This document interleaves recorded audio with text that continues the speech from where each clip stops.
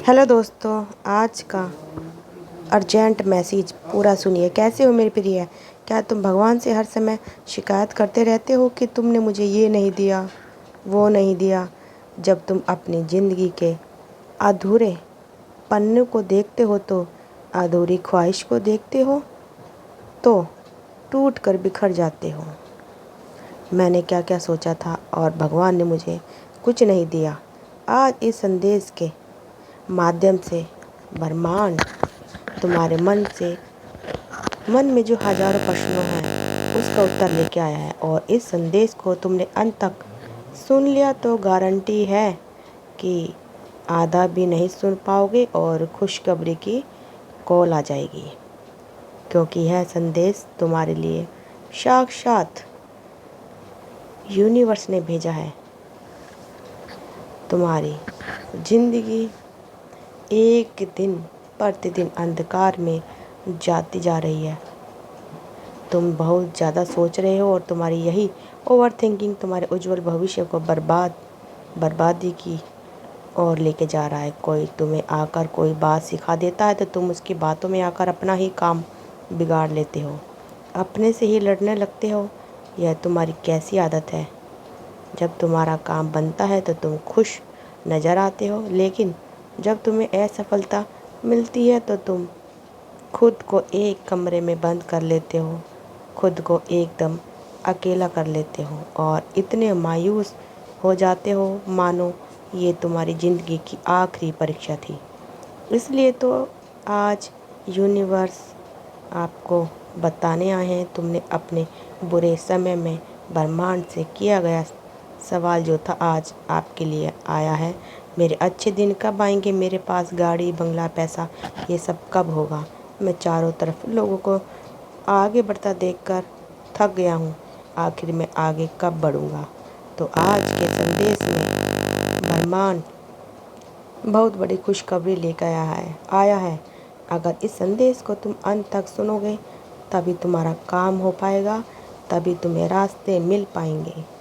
सबसे पहले अगर तुम ब्रह्मांड को मानते हो तो इस वीडियो को लाइक कर देना और हमारे चैनल को सब्सक्राइब करना, वीडियो को ज़्यादा से ज़्यादा शेयर करना, कमेंट में थैंक यू यूनिवर्स ज़रूर लिखना। ब्रह्मांड का बुलावा बहुत जल्द आया है। तुम्हारी ज़िंदगी की सबसे बड़ी समस्या क्या है ये तुम जानते हो? तुम्हारी ज़िंदगी की सबसे बड़ी समस्या है कि तुम खुद को अच्छे दिनों में तो बहुत खुश कर लेते हो, लेकिन जब बुरा समय चल रहा है तो खुद को हिम्मत नहीं दे पाते। भगवान श्री कृष्ण ने गीता में कहा है, परिवर्तन ही प्रकृति का नियम है। हम उनसे आज बहुत खुश हैं तो इसका मतलब ये नहीं कि हम जिंदगी में हमेशा खुश ही रहेंगे।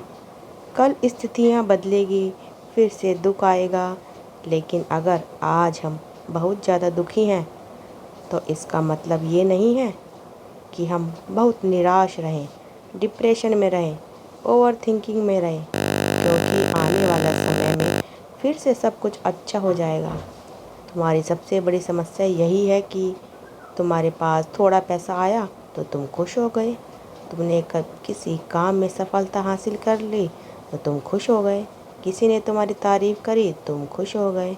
लेकिन जब परिवर्तन होता है तो जो कि प्रकृति का नियम है तो तुम बिखर जाते हो। जैसे कि तारीफ़ करने की बजाय किसी ने तुम्हें अपशब्द कह दिए, किसी ने तुम्हें गाली दे दी, तुम्हें किसी ने कुछ भला बुरा कह दिया तो तुम खुद को ऐसा बना लेते हो मानो बदले की आग मन में झलक रही है। किसी से बातचीत नहीं करना, अकेले अपनी मस्ती में रहना। कभी कभी ऐसा भी होता है कि काम बनते बनते बिगड़ जाते हैं, वहाँ पर भी तुम्हें उदासी आ जाती है।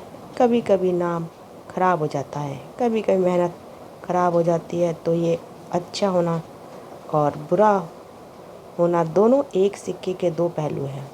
तुम्हारी ज़िंदगी कैसी चलेगी ये तुम निर्धारित कर सकते हो। अगर तुम सुख और दुख में समान व्यवहार करना शुरू कर दो, और ब्रह्मांड तुम्हें यही तो समझाना चाहते हैं। यह ज़िंदगी 4 दिन की है, 2 दिन तुम्हारे पक्ष में रहेंगे और 2 दिन तुम्हारे खिलाफ रहेंगे। जिस दिन पक्ष में हो उस दिन घमंड मत करना, और जिस दिन खिलाफ हो उस दिन धैर्य धारण करना।